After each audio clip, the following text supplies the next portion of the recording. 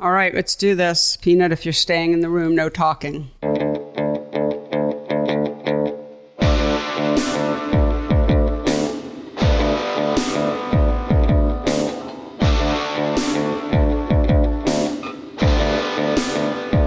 Hello, and welcome to the PhotoWork podcast, the talky and touchy-feely version of my book, PhotoWork, 40 Photographers on Process and Practice. Hello, everyone. I'm Sasha Wolf, recording from Woodstock, New York, and I'm joined as usual by the man who keeps it all together, makes me sound reasonable. Because you're so unreasonable most of the time. I know, reasonable. Yes, I'm a lunatic. Lunatic. That's such a good word, lunatic. It is a good word. That's why it's used in music. I have to remember to work that into my repertoire. My repertoire, yeah. I can think right now of someone who I could refer to as a lunatic instead of a sociopath or the devil. Yeah, lunatic. I like it. Okay, Mr. Michael. If you haven't figured it out already, people. That's right. You're not paying attention. Mr. Michael Chauvin Dalton. Hello, Michael. Hello. Hello. Yes. How are you? Doing all right. I'm gearing up to take a couple trips. One of them is to Bulgaria with my daughter to visit a friend of hers whose family goes every summer. We're pretty excited about that. And then, the family trip. Every summer, my sisters and I get together and we do a family vacation. So that's nice. A lot of traveling coming up. Yeah. Yeah. How about you? I will be traveling. My upcoming travel is to the Rochester Institute of Technology to meet with. Yes. To meet with. I guess that falls a little flat after Bulgaria. I don't know. I know. Actually, I love RIT. RIT is fantastic. Yeah, going to go work with Andrea Parato and Greg Halpern's students up there for a few days, and that's it. The truth is that I don't want to be anywhere else other than Woodstock. I really don't. Like, there's no place I'd rather be right now than here. It's really beautiful. I have a new house. Like, what more could I want? So, right. Beautiful home, which I visited. Yes, you did. Thank you. Yes. Hung out with Peanut in the yard. Yep. It was wonderful having you here. And my friend Matthew Pillsbury is here right now. And so it's great to have, my people coming up to see the new place and hang out. And actually, I had most of the gang from Center for Photography Woodstock in Kingston, CPW over last night for drinks. And oh, wow. And also some CPW adjacent folks, Raymond Meeks and Adriana Alt were here. And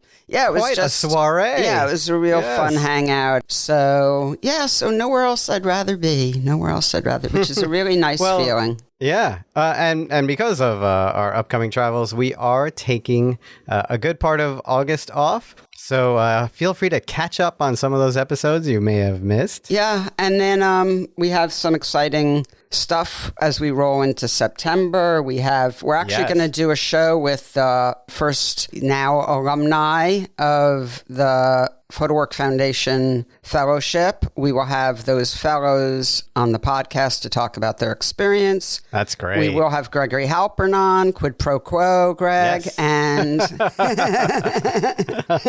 we have Gregory Crutzen coming on, the two Gregs. Two Gregorys. Which has, as you and I have discussed, caused a little bit of email confusion. But anyway. It has, for me.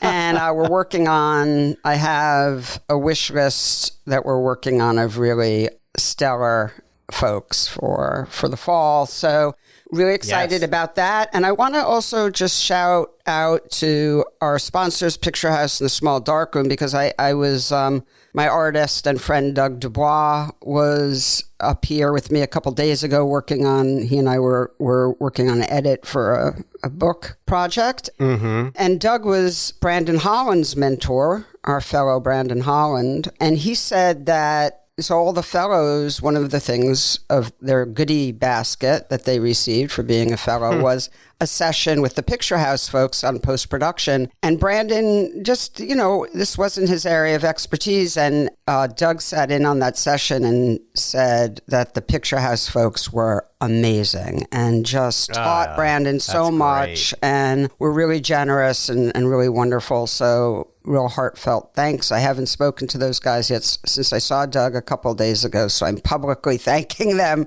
now for taking such good care of our fellows. And yeah, so we just actually, the first fellowship just finished a few days ago, and we'll be announcing the call for entries for next year's fellows in September, and we are doubling the amount of fellows from 3 to 6. And we'll also be announcing another fellowship. So, stay tuned for that in September. Lots of big announcements about calls for entries and different grants. So now I know why Taylor's so exhausted when I talk to him. I've allowed Taylor to go on vacation. That's right. We actually had a board meeting last night for the foundation. It was Peter Kayafas, who's the head of the board, and I and our board members. And Taylor is on vacation, and he was missed because he's very helpful in helping us organize these things. But Taylor is in Iceland. Hope he's having a wonderful time, and come home soon, Taylor. We don't know what we're doing. But yeah, no, the foundation is basically going to double in initiatives. That's amazing. And of course, no surprise that Picture House did such an amazing job. No surprise there. They're such caring people, and so happy to have them. So this was a great episode, and as usual, I don't really know what your thoughts are because you often finish editing right before we record the 11 intro. 11 o'clock at night, drop it in. I wasn't going to say that, but right under the buzzer. Yeah, so tell me what your thoughts were. So our guest was Todd Hido, who was lovely enough to come back for a second time. Yep. And he's got some huge projects going on, and we wanted to talk about those and celebrate them because personally I was super, super affected and moved by what he's doing. Yes, and that's clear in the episode. That's very clear in the episode. So Todd, you talk about actually two large projects, and one is his new book, The End Sends Advance Warning, published by Nazraeli Press. And the other is a survey show of his at Casemore Gallery. And I'm not going to say the title only because it's hysterical when the two of you say that title. Try and say the title. Yeah. It's an incredibly long, funny title. Yeah. That is also a survey of his work. And I love it. So, Todd was on the show very early on, and I got to talk to Todd a little bit at the Chico Review. And still, I learn new things about Todd every time I talk to him, and new things about photography because he's such a great teacher. Yeah. And he talks about the things he loves about photography. He speaks so highly about mentors and great photographers he's met along the way, and how much he embraces that and takes that in, their support, their advocacy. Listening to Todd is just so inspiring. And then to hear him talk about this work in a way that maybe you think The End Sends Advance Warning is something that's kind of feels dire and dark. It's actually quite moving and full of hope. So it's just a beautiful conversation. Yeah, Todd is a real advocate for other photographers and photographers from yesteryear who inspired him, and photographers who are coming up now. And I don't know, to be honest, I can't remember if that comes up in the conversation, but I know from knowing Todd and, just personal conversations with him, what a strong advocate he is for contemporary photographers. And we need people like that. Todd is, he's like a role model. I'm sorry, Todd. I apologize for putting that on you.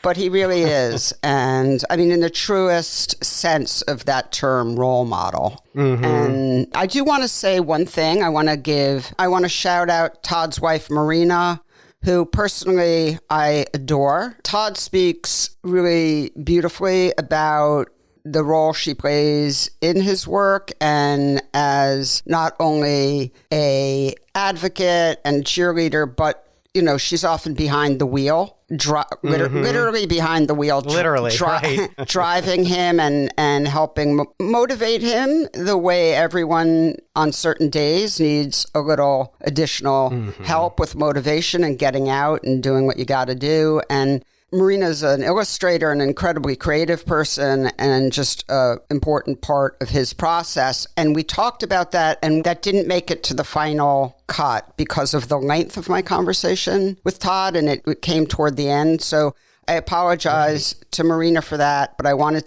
to mention that. And also, on a personal note, I just love Marina. And this morning, you and I are recording early Thursday morning.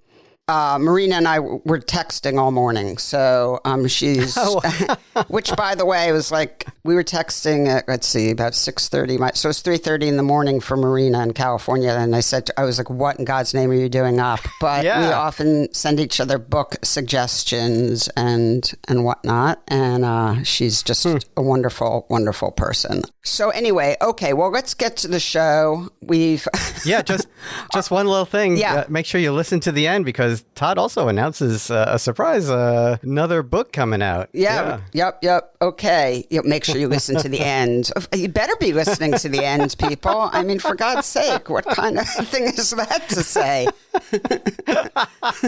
It's like old-fashioned radio or something. God, I don't know what that was. That was uncharacteristically pessimistic of you. Of course they're going to listen to the end. What are you implying, my good man? I don't know. Gosh. All right. On that note, Michael, if you don't mind. I'm ready for a break. If you don't mind. I mean, do you mind? Maybe you mind. Exactly. If you don't mind, please take it away and then go on vacation, for God's sake. Thank you. All right. Here is your conversation with Todd Hido.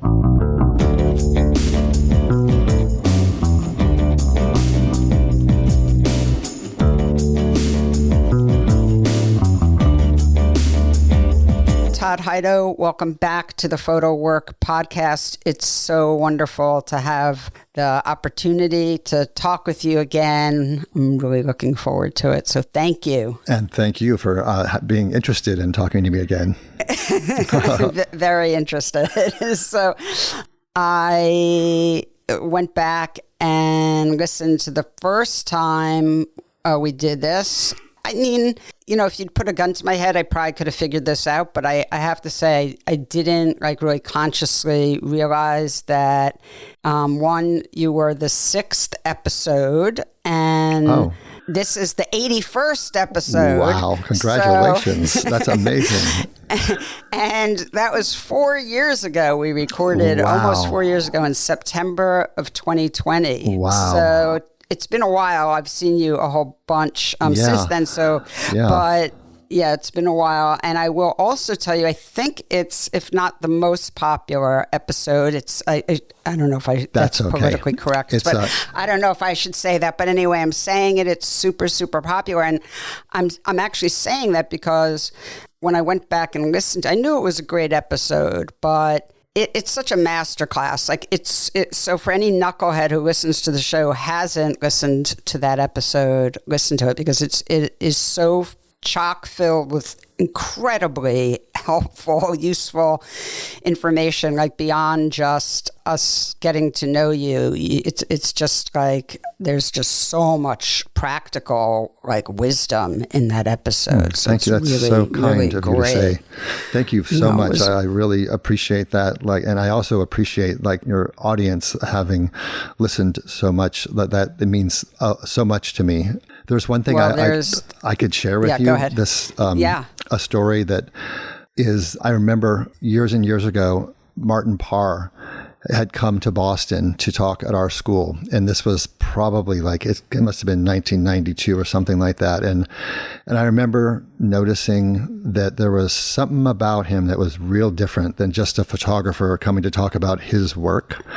And what I realized is like he was talking about photo books and talking about other photographers and all that. And I remember as like a young man, like I must have been 22, 23, thinking, this guy is not just a photographer, he's an advocate of the medium. And he's somebody that's like pushing other people's work, and he's talking about photo books in a way that I hadn't heard other people do yet. And then, I saw him walking down the street in Arles a week ago. And I jumped up out of my seat and I walked over to him and I told him that story because he really, because what I remember, and I told him that, like I said, there was something that he instilled in me at that time that was a catalyst of like, I wanted to be like that. And I wanted to be more than just about my work. And I wanted to, well, you definitely have achieved that. Well, thank you. Thank you very much. I've heard you speak that a bunch of times, and you're a teacher. I mean, you're sort of a natural teacher. And I think, what you're saying, and I'll just spell this out and compliment you. You don't have to pat yourself on the back. I would like to do it. It's really wonderful when someone who knows a lot about their craft, about their art, about their medium, isn't just talking about themselves, but also is able to offer, a lot of advice, and people need it. And it's, of course, the reason why we do the podcast and have the foundation, because, if we've learned anything, or I think we knew this, but if anything's been really driven home to the PhotoWork team, it's that there are thousands and thousands of people all over the world who love this medium, but, didn't go to Yale or wherever, and that doesn't make them any less passionate. And so any opportunity to help folks pick up knowledge and create community is really wonderful. And for sure, even if you've already heard it, go back and listen again to that episode that we did 4 years ago, because you're really so generous. Well, thanks. And that really fits into this thing that I've always thought about people like learning about photography. Photography is kind of like this, you can learn what you need to know when you need to know it. And and there's something about that like where like, what you do in the podcast and things like that, people like, can go back and listen to things. And like, I always think that sometimes when I would be teaching at CCA, sometimes I would tell students something, and then like 3 years later, they'd ask me something about the same situation, like, how do I do this or how do I do that? And I'm like, I told you this already, but I realized you weren't ready for the information yet. So here it is again, and I think that it's great that people can go back in and like, listen to the archive and pick up things when they need them. Absolutely. Without a doubt. I'm with you 100%.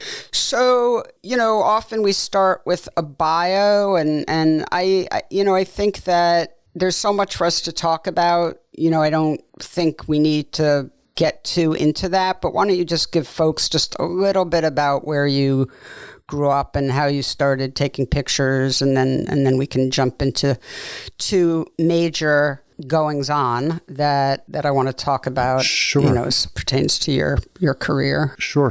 So I grew up in Kent, Ohio. I was born in 1968. And I basically was going along. I grew up in this suburban area that was like literally carved out of cornfields. And I basically, was very interested in BMX bike racing. And that's how I first picked up a camera, which is just like every kid today with an iPhone and a skateboard. It's like whatever that impetus is, like to record what you're doing or what your friends are doing. And that's how I got started making pictures. And then I had a really great high school photography teacher named Mike McClure that, pointed out that my pictures, like the things I was doing in the photo class, were different and somehow than what other people were doing. And he really kind of fostered me. And that was the first time I ever had anybody like stand behind something that I was doing and highlight it. I was good at racing a bike, but that was really the only like successful thing that I did. And then photography just sort of, once I started getting into it, I just remember like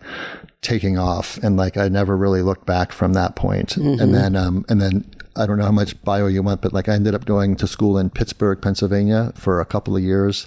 And then I assisted photographers a little bit. And then I ended up going to the Boston Museum School, which is where things really started to click for me, where I had, teachers that were amazing, like Virginia Bean and Elaine O'Neill and Jim Dow and Bill Burke. And all of them had somehow or another been connected to Harry Callahan. And there's this funny story that I have to say that happened in Chico, which is this event that we were both at, this portfolio reviews at the Charcoal Book Club. And there was a couple of students of Greg Halpern's that everybody swims there. And we were swimming one night in this big pool, and these two fellows came up and they said, like, "You're Todd, right?" And I was like, "Yeah, hey, how you doing?" And then we started talking, and they told me this thing about how they called me like their grandfather, because I taught Greg Halpern was one of my students. And I was like, okay, you want me to blow your mind? Let's go back. I'll explain how Laszlo Moholy-Nagy is your great, great, great, great grandfather. And I laid out the lineage of like Callahan and Chicago and Institute of Design. And like, I know that lineage. Yep. And then and they were like mind blown. And so was mine actually, because I was like, wow, it's incredible that you can like draw these lines of lineage. For sure. Which is just fascinating, I think. It is. It's fascinating. It's wonderful. Yeah. I mean, the amount of people and this pertains to you, and I wasn't thinking we'd talk about this right now, but, of course, Larry Sultan is someone who so many people on the podcast mention. I don't either. He was their professor, as he was your professor. Yes. Or he was the professor of someone who is there. I mean, exactly what you're talking about. Yeah. I think Larry has just had, incredible influence in that way. Yes. The way Harry Callahan or Aaron Siskind, of course, had, and Gowan, Emmett Gowan, and Minor White. I mean, they're just people who have just sort of. Walker Evans, of course, who was at Yale, Moholy-Nagy. Yeah, you're thinking of Baldwin Lee, that combination of, which is one of those fascinating things of like Minor White and Walker Evans. Boom, you get Baldwin Lee, right? Which is that's a whole nother conversation, but there's some fascinating stuff going on there, and that work blows my mind. I remember the first time I saw it, I was like, "Whoa, this is epic!" Me too. Yeah, but we could talk about that for a long time. But so I wanted to. I mean, I love talking to you, but thanks. Me too. Like talking to you. The occasion of our talking today is two sort of momentous things. One is a show that just ended a couple of days ago, and this podcast will drop a few days, I think, from today, so it'll be almost a week. But anyway, when it comes out, but a show of yours that is really looks to me, and I didn't see it in person, but just looking at it online, like a massive museum show, although it was at your gallery in San Francisco, Casemore Gallery. I think it was at a 6,000 square foot space that Julie procured. Yes. And it just from the title, which we'll talk about in a second, to the amount of pictures and the way it was installed just looks absolutely stunning, and I'm so sorry I didn't see it. I mean, it's just like I've spent so much time looking at it online and trying to fall into the installation shots as much as possible because it just looks incredible. Thank you. So I want to talk about what that was like. Sure. And then your latest book, The End Sends Advanced Warning, which is just absolutely stunning, complicated, upsetting, joyful, bleak, hopeful, a book filled with contradictions that somehow make sense and comes together and makes you want to weep, I think, at the end. Wow. And it feels to me, it's a little hard for me because I've, read as much as I could about what you've said about the book. And so it's a little hard for me because I do have you in my head. But I've looked through it so many times, and I've looked through it in so many different moods and at different times of day that I think I have my own. I think I have my own relationship to it, separate from you, and it is, I think, extremely powerful, and also, and I mean this as a compliment, it feels slightly messier in a really good way. What I mean by that is it feels like I can feel you trying to work things out. In a way, I feel the wheels turning in a way I haven't as much with some of your other books. And that's not, these things aren't good or bad. They're just different. And because of the way the book sort of ends, it feels slightly more narrative in its totality, even though a lot of your pictures, particularly your house pictures, are very narrative. It's funny, I don't think the individual pictures are as narrative as some of your other work, but I think in its totality, there's a narrative that feels really very, very powerful. I don't know if that makes sense, but we'll get it. We'll get into. Okay, tell folks about, where do you want to start, with the show or the book? I think let's start with the book, because the book is what came first, and it's sort of And a lot of times that's where things start for me. Like I've always found that You're a book guy. Using the form of a book helps me sort out my work, and I think that the reason how that happens is that when you approach a book, there's a beginning and there's a middle and there's an end, and you sort of like expect something from it, I think, as a viewer. And then whereas an exhibition, you can walk in different directions, you can look at it in different ways, and I feel like but the book is where I kind of start, and it always gives me that sense of like pacing, and it gives me that sense of how to like make punctuations and how to make like to lift things up. I always think about, I don't know much about music at all, but like I know that like I think about that book, like sometimes I think about books with tracks, like I sort of have like lay down sort of a main track, and then in this particular one, I utilized, there's a vellum booklet in the beginning of like family pictures of my wife Marina's family and my family mixed together, and it's printed on vellum. So when you hold it, if you were to hold it up to the light, like it's a blended family. And that's curious to me because it's like I'm, from the Midwest in Ohio and of Swiss origin, but then her family's from Greece and Athens and Mexican.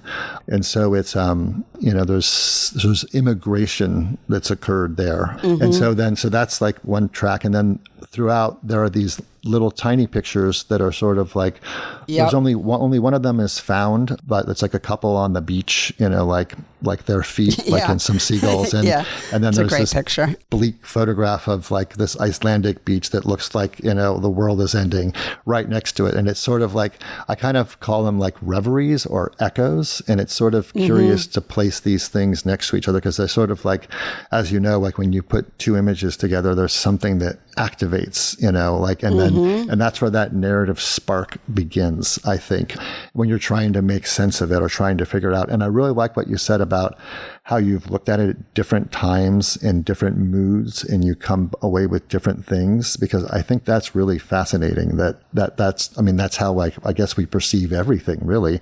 But it's interesting that you've paid close attention to that, how you felt when you were looking at the pictures. And then, well, they're very powerful, right? I mean, the pictures are so unbelievably powerful that they're going to, this is really one of those cases where I wish everyone was looking at the book while we were talking.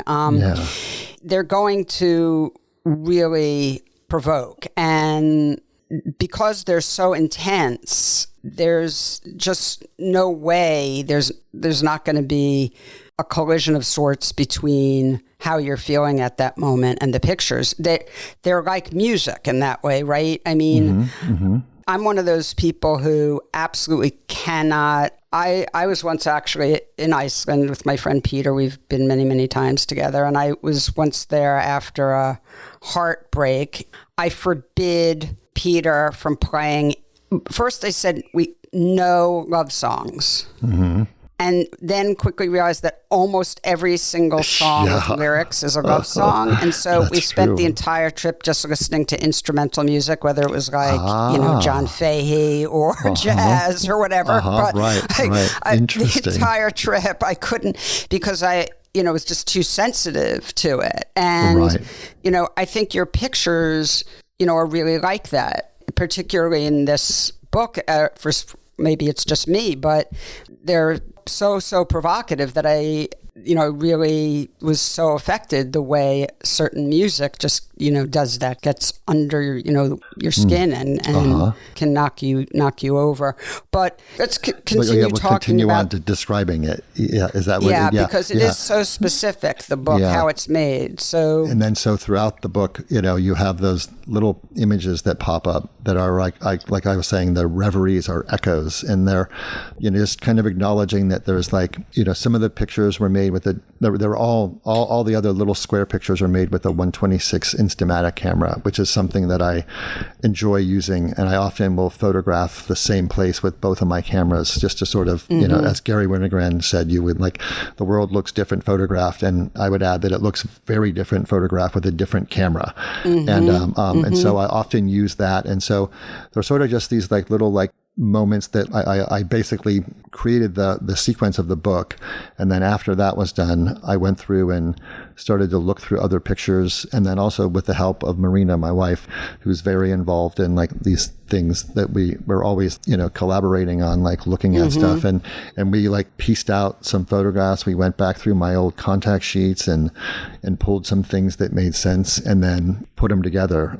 And so the book for me, the title that you said, The End Sense Advance Warning, it's a book that kind of started out, about the end, but like at this point in time, I feel like there's like my work's never been didactic, and it's never been intended to like instruct anybody about anything. But I realize that at the end of this all, like hope and beauty is what we absolutely are desperately in need of, especially right this second. It's a very weird time in the world and a very complicated time. And it's a very emotional time and a frustrating time. And I feel like what I can offer with my work is sort of like, as you noted, how the book ends.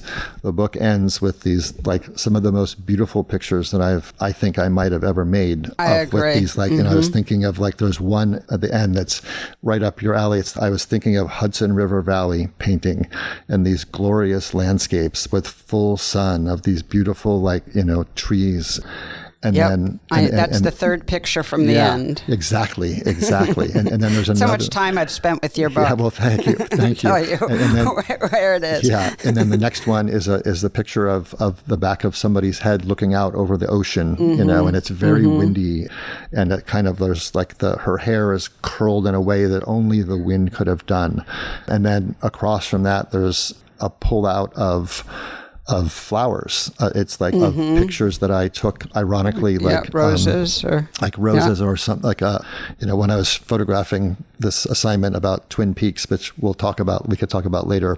But that was the last thing I saw when I left, like, Washington State on that trip, and I never thought I would ever use those pictures for anything. But I kind of like laid out the bouquet of roses, and then on the back of it, there's a quote about it that I had. I often do these things where I love to be like, I love inspiration, and I love to surround myself with things that I like. And I way back in the day, I would, like, when we used Xerox machines at libraries, I would like copy things, and I copied like part of this. I think that came from a Ralph Eugene Meatyard book, that Aperture one that's like bright magenta, and it was somebody talking about, like, and it ends with, like, I think light is like it's like a whiff of roses, and so I that was stuck into my medicine cabinet, because sometimes I like just put little things in somewhere, like I'll open the door and it's like, if you look in the doors of my closet in my house, like there's stuff hung in every one of them, and it's because I open the door and I'm like, I see things that I want to be reminded of, but I don't necessarily want the clutter everywhere. So I put it on the inside of the door. And so that's where that came from. I just sort of remembered that, and I thought, oh, this is perfect with this picture. And then the last picture is one that I had discovered on a contact sheet of, or actually like in my files, because it's a digital photograph, but of a shoot I had been, and it was, that picture didn't make sense with what I was doing before. It's just this big, beautiful, like huge lens flares all over the place that sort of happen in some impossible way that is just glorious, really. And so that's why the ending is very deliberate with that kind of a message. You know, I used the word messy earlier, and there's two ways. That's a terrible word, but no, I understand. So here's what it felt like to me. I mean, first of all, I'm not used to seeing you, you know, using, you know, sort of different design elements in that ways. And just to be clear, the book is very large. It's 11 by 17. 11 by 17. And you're using, you know, a very horizontal format. Yeah. So the pictures, the main sort of pictures are, you know, very long. And then these inserts are really tiny. I mean, you know, perfectly legible and whatever. But then, as you said, there's this vellum insert that's actually not attached. The other ones are attached, so you can't lose them. But right. The vellum, you have to sort of, you know, it's an element that you're responsible, you, the person who has the book now, we're now responsible for this. And everything is different sizes, the little pictures that are attached, and then the vellum, and then the main body of work with this different format for you. And then there's also what I think of as sort of they're very, very short, very small, but like 4 little pieces of text that I think are all incredibly important. You know, one is the dedication, and we'll talk about that. There's 2 tiny little pieces of poetry, and then there's the piece of writing you just referenced.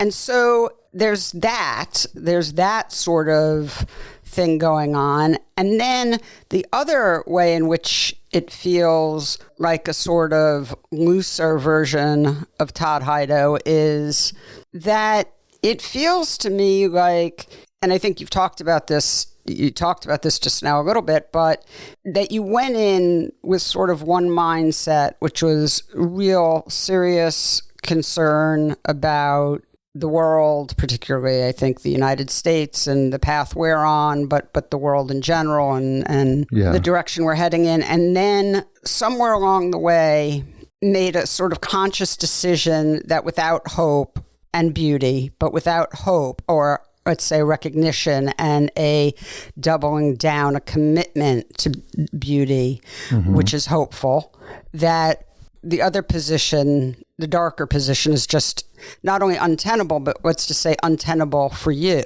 Right. And when you go through the book, you feel that because the title is very intense. The end sends advance warning.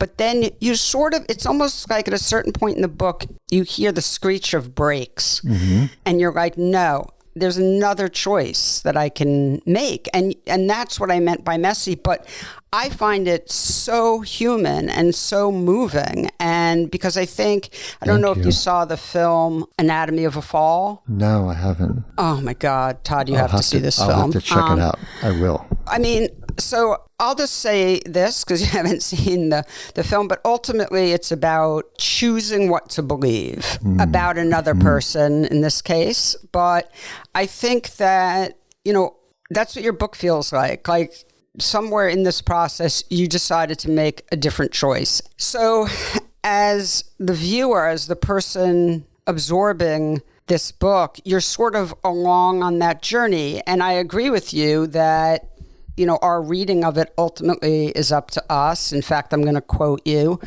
You said in a video piece you did, "It's not my role to create meaning, but to charge the air so that meaning can occur." So, which of course I wholeheartedly agree with as the role of the artist. But that doesn't mean, and in fact, I didn't mean for these to be back to back, but I'm going to quote you again. "Underneath is a personal story that drives everything, but how people read the work is on them."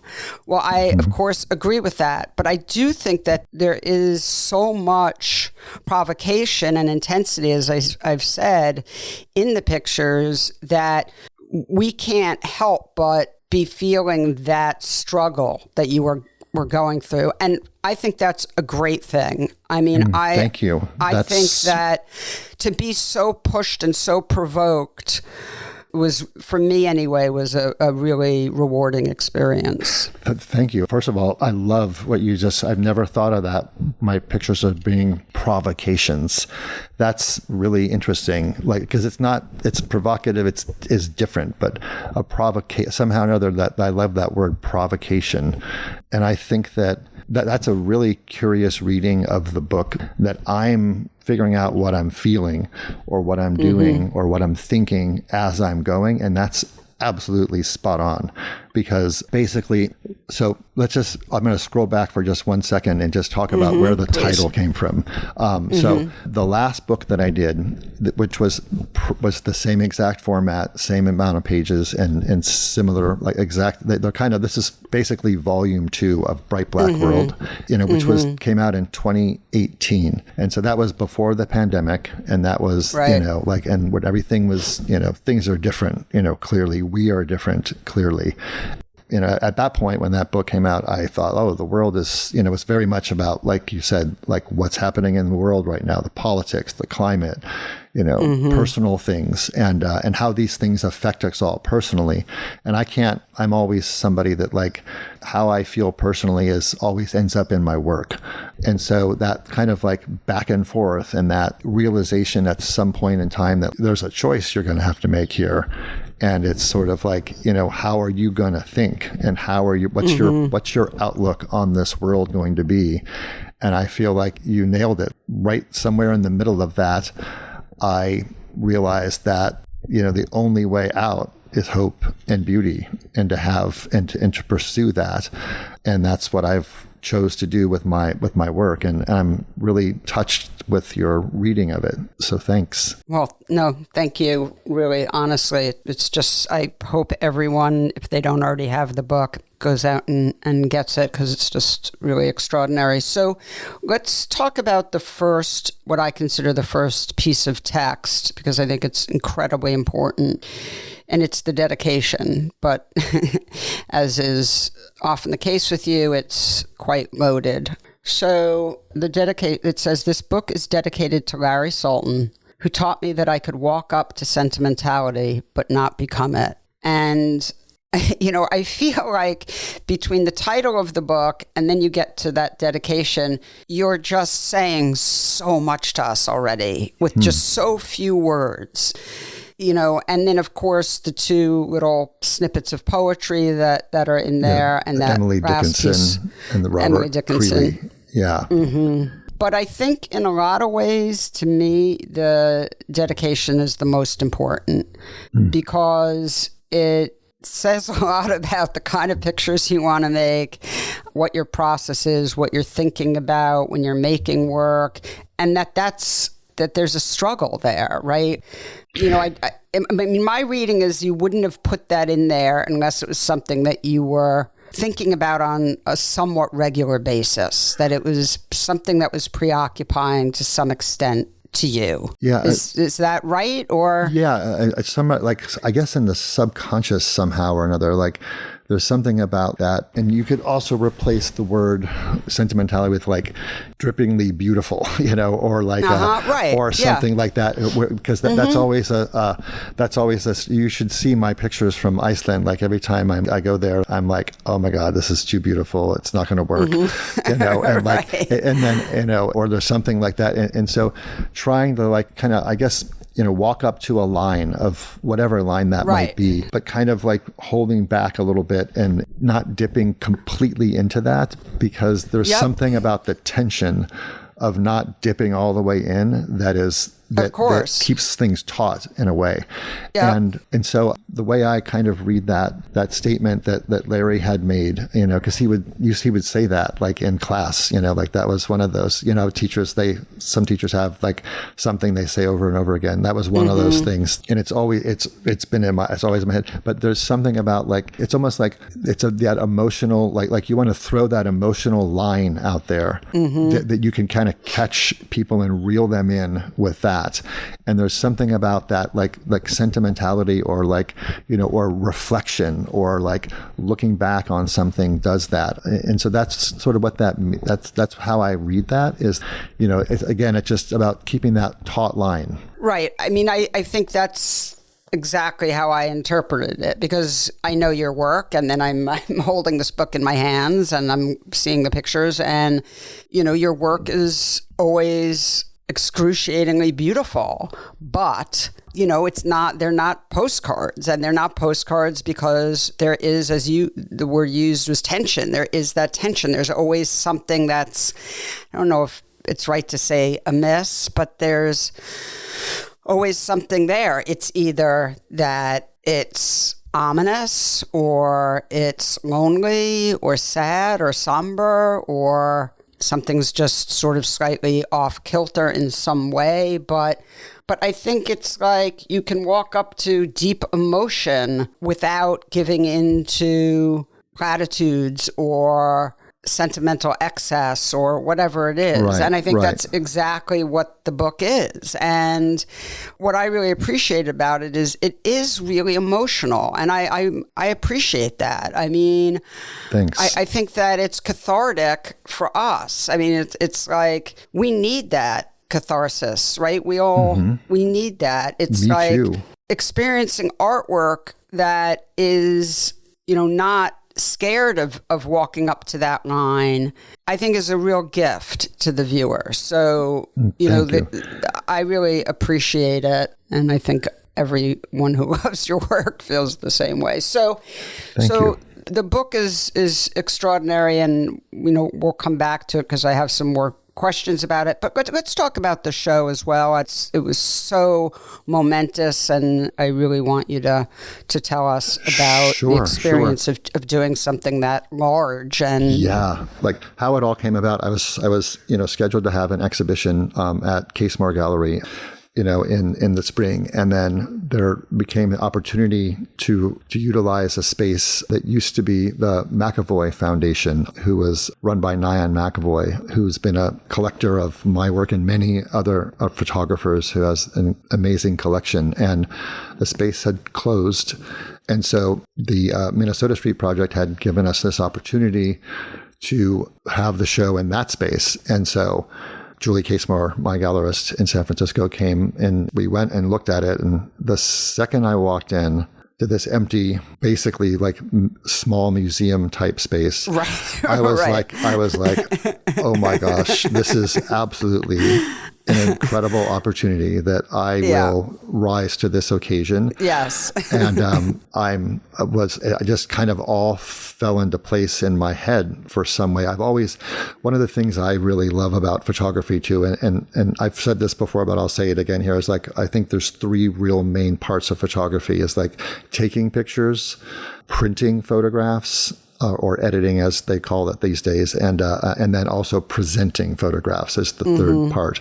And that level of my engagement in presentation it's just from the very beginning. I've always, thought about, like, walked into spaces and imagined my images there, or like, and I've always like been keen. And many of the shows that I've had, I've been able to curate and lay out. And this was this great opportunity to show my new work, which is what we were scheduled to do. But because we had these like 2 extra rooms and plus a video room, we were able to do much more. And it's basically like a petite retrospective sort of. And so when you first walk in, you walk in and then kind of starting out like I did with my book, I put an image of Larry Sultan's image of his dad on the bed, which has iconic image, but has a specific like history for me, because when I was going to school in Boston, I remember seeing the show called The Pleasures and Terrors of Domestic Comfort at the Museum of Modern Art. And that show rocked my world in a way that, because there was a whole lot of work about family photography, and I loved the work of Emmett Gowan and Sally Mann and Harry Callahan, and other things like that. And then, but this was a different spin on that. And it was kind of more about like the terrors of family life, you know, and it really caught my attention. And Larry's work caught my attention. And then I'd never even heard of him until I walked into that show. And then I learned of him, ended up applying to graduate school at California College of Arts and Crafts, and ended up going to school there. And then Larry and I had a really wonderful relationship and this really wonderful give and take with each other. And I worked with him a little bit after school. And then he gave me a print after it was time for me to be doing my own thing. And so it was kind of like a thank you. And he gave me that print and I turned it over and it said, it was the Museum of Modern Art stickers on the back. I'm like, Larry, I said, I love this print, but are you sure you want to give me this copy? And he's like, yeah, I want you to have that one. And then I realized that was the original print that I had seen at the museum. So and I was moving. just like mind blown completely. Yeah. So when I started to like lay this show out, Larry is also represented by Casemore Gallery. It sort of made sense if I'm going to do a little retrospective in San Francisco where we all had lived and worked. I was going to start right there. And so it's almost like it's the first image when you walk into like the actual gallery and it's his dad on the bed. And then there's a dedication that has a little bit of that story there. And then across from it is this big, humongous picture I took of a cat that is sort of like, like looking beyond the camera, not into the camera, and they're sort of facing each other in a way that is bizarre and unique because this picture of the cat, which is where the part of the title comes from, it's like an enormous cat. I think it's like 60 by 80 inches high. And it's almost like somebody joked, it's like a lion, it's so big. And it's just the bizarreness of that cat facing Larry's father across the room is like Larry would have loved that, I know, and because he liked absurdity. But then, there's sort of like that idea of playing with that tension and humor, which is hard to find in artwork sometimes. But then, like you mentioned, like pulling emotional strings sometimes. So then on the other walls of that room there's a very red picture of a very dark house at night, which is actually made on the exact street I grew up on in Ohio, Denise Drive. And it's just red, like fully red, like the connotations of red. And then across the way is a landscape picture that just goes off into total navy blue darkness, midnight navy blue darkness. And so it sort of sets there's this something going on in this room that's unique. And they're from different periods of time, all of the pictures. And then the show goes into an entire wall of 45 of my house hunting photographs. An amazing grid. A grid, which like when they hung that, I was like, I stepped back for a second and I was like, I can't believe I actually made that. And I'd seen it before installed at Pier 24, which is where it originally had come from. And it was also like a wonderful thing that was Nyan McAvoy's. It is Nyan McAvoy's set of those images. And they lent them to us to show, which we're very honored to be able to do, like to show these vintage prints of that work. And it sort of just sets up this thing. And then there's a lot of like history in that room because for me, like somebody that I reflect a lot on the past and things I've done before. So on the other side of those walls, they're basically interior photographs of foreclosed homes. And then also a couple of pictures I made at the Eames Ranch, which is another like kind of like twist on this whole weird story of how things come together is that not many people know this, but I was one of the first photographers for Dwell magazine way back in, I think, 2001. And there were some people that worked at Dwell and also worked at a thing called Pop-Up Magazine here in San Francisco. And there was a woman named Lauren Smith who works for the Eames Foundation. And they had acquired this small little farm property that was right next to where the Eames Institute is.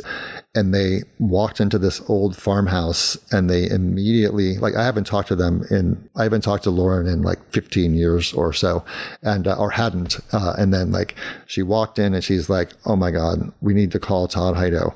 Cause like there was this room, this house that was just literally hadn't been changed a drop since the 70s. Yeah, time capsule. A literal time capsule. And so they invited me out to photograph that. I made those pictures like just a couple of years ago. And what was really interesting to me was to be able to, the significance of that, hanging those across from the houses at night, is the very first show I ever had in San Francisco that was like a big show, was at the Wirtz Gallery, the Stephen Wirtz Gallery in 98. And that's how I hung, that's what I did there. I had houses all on one wall, houses at night on one wall, and then I had interiors on the other wall, facing the houses. And so it sort of like replicated this theme that I had already done, but I had updated it with these new photographs that, you know, if you looked at them, you wouldn't even be able to tell they were any different.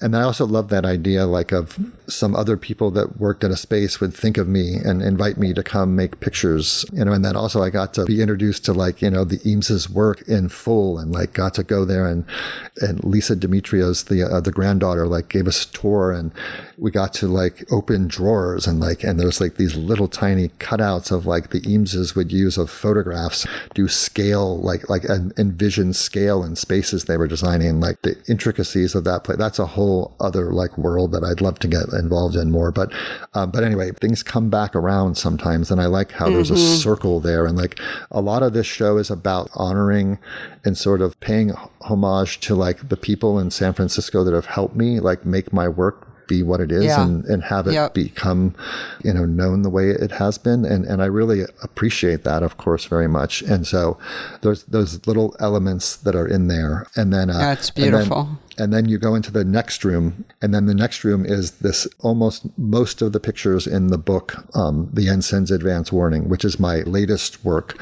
And because of the scale of the room, we were able to like really lay it out in a way that unfolded and kind of went through the same kind of like that narrative arc that you spoke of in the beginning. That sort of like I kept that tension and laid it out in a way like using different scale changes and shifts and but sort of at the end, you know, if you were to walk through it in my mind from left to right, you know, it ends with the most hopeful photographs. Like that Hudson River Valley picture is like the last picture. And then there's one little like thing I added. There's a picture in the book of a little dandelion at the end, like that I took from the ground level, kind of Eggleston style, like putting the camera down low with a flash. And I have this little tiny dandelion next to these gorgeous trees, you know, in this, that looks like the Hudson River Valley pictures, paintings. And I like that they're right next to each other. Like this dandelion has as much, you know, impact as these glorious trees in this huge, beautiful, sunny landscape. So I really recommend that people go to the Casemore, it's Casemore, Casemore Gallery website, and you can see the installation views and see how beautifully and imaginatively this show was hung, because it's very special. And I think even looking at it on the computers I've done will be rewarding and edifying. I think people can get some real tips. Thank you. On how to hang a show. and then I can further those tips right now by saying that, like, how did I figure all that out? I've always played around with my photographs, and I often print small images. And I just sort of like, whenever I have an exhibition, I get the floor plan, and I just get some paper, and I figure out 1 inch to a foot in terms of scale. Yep. And then I just sort of lay it out, and I like to move it around on paper first. And then I just sort of like, you know, move images around and think about like imagining walking through it. And I know that like SketchUp is an outstanding tool, but like I've never been able to master it. And once I do my paper stuff, I end up like, Marina makes me these Photoshop files that are walls, and she makes my pictures 1 inch to a foot. And then I just start laying them out on the computer, and I just sort of imagine walking through the space. And you know, and there's something really to be said about one of the reasons I've always print my pictures in different sizes is because you can do so much with like punctuation and impact and, absolutely, and making without a point a doubt. with scale shifts. And so like I think of that a lot, and you know, and I'm really proud of that exhibition, and I'm very happy that, like, you see that you noticed the way it's laid out and curated, and and stuff. And I also have to hand it to Julie for allowing me that like carte blanche with doing, making that come together like that. And so I really am appreciative of that. Yeah, Julie is a outstanding gallerist, one of the best, and a lovely person. So I just want to underscore the importance, this is me just trying to be a helpful teacher for a second, but the importance of knowing that the layout of a show, the actual graphic design, the sculptural design is so important, because when you walk into an exhibition, it's actually what you see first. Like your eyes take in the design of the layout before they take in the content of each picture. That's really well put. You want that to be the first seduction. So for sure, there are times when a traditionally laid out show, most pictures the same size and sort of just one to the next, works really well and whatever. But if you can play, if you have the room to play, as you really did in this exhibition with scale and with sort of almost salon style hanging to a certain extent and grids, that is a great thing to take advantage of, because if you get that right, that's really the first seduction to the person who walks in. So I think it's just spectacular. I agree, because it is that you walk in and you see shapes. That's right. Exactly. That's what we see first before we see the content of those in those shapes. Yep. So it's super important. And let's not forget to mention the title. Oh, yes. You might have to read it because I don't have it memorized. I'll read it. The title of the show was Some Polar I can't even say this word, Expiation. Some Polar Expiation. That's from the Emily Dickinson poem. Some Polar Expiation. An Enormous Cat. A complete collection of cinematic houses at night. A starlet. A mentor. Some assorted reveries. And a message from the future. That's the title of the show. Yeah. It is the best title, it's playful, it's wacky, and it's like, this is what it is. This is what it is. It's literally description. Were you guys like, what are we going to call the show? We don't know. Okay, let's just call it what it is. I was just sitting around just thinking and listing, like I was trying to come up with how do we title this, and because it couldn't just be the Ensign's Advance Warning, because it was about more than that.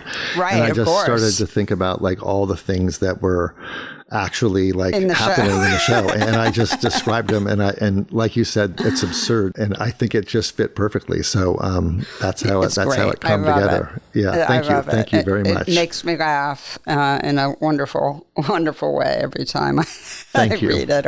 I want to ask you. We're sort of coming toward the end of our time here, but I want to ask you a couple, just sort of because I can't resist process questions, and I know our audience really loves. Yeah. Okay.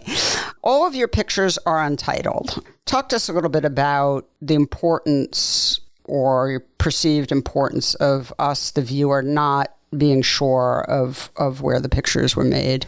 Well, the reason I do that is I've always thought that if you nail down, like photographs are always very specific, and that they were made somewhere. If I say this is in like North Dakota, it nails down sort of a little bit of meaning, and it closes down other things. And I like to keep that stuff open. So I've probably said this before on your other podcast, but like one of the things that I always love when people say like, oh, that reminds me of, or this reminds me of my own childhood or my own place. And so I feel like when you nail down the meaning of a title, nail this is a nail in the wall, sort of. And so I just like to keep that open. And so all of my pictures are just I've just chronologically numbered them, like from used to be every roll of film, and like 1536 was the 1,536 roll of film I shot. And then, I'm up to 12,000 now, but like, and that shifted when I started I started doing digital, like probably around after 11,000 rolls of 10 shots of medium format film.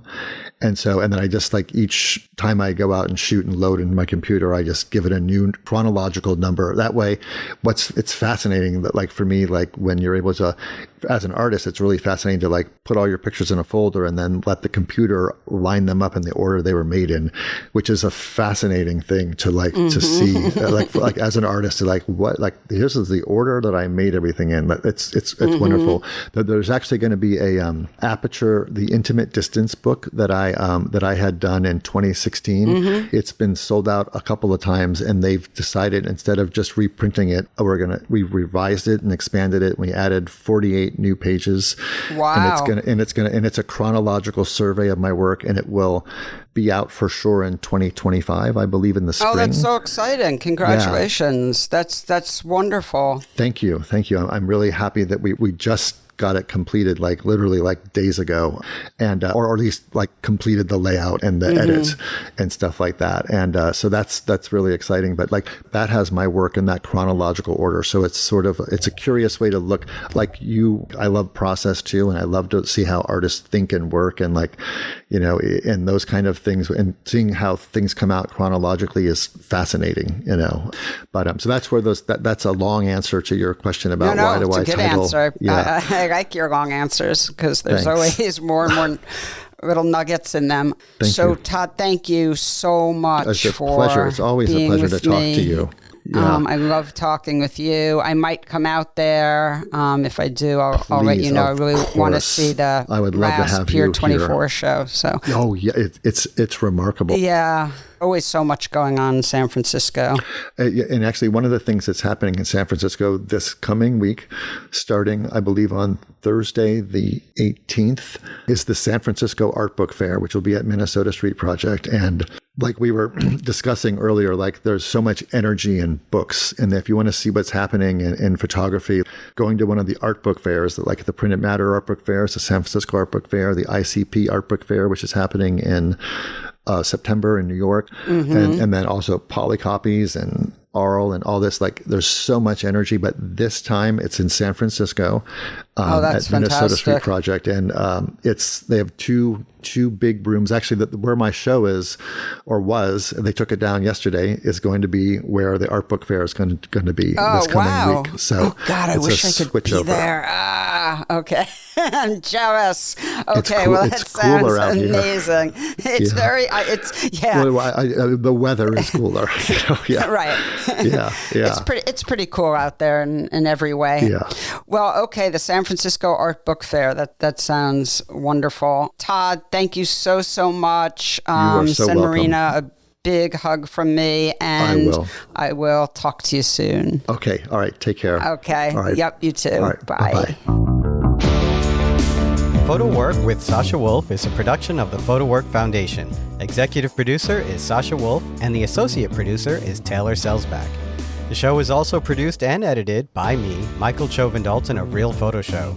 Music is by J. Walter Hawks. If you like the show and wish to find out more about the Foundation, please visit photowork.foundation and be sure to subscribe and review with all the stars on your listening platform.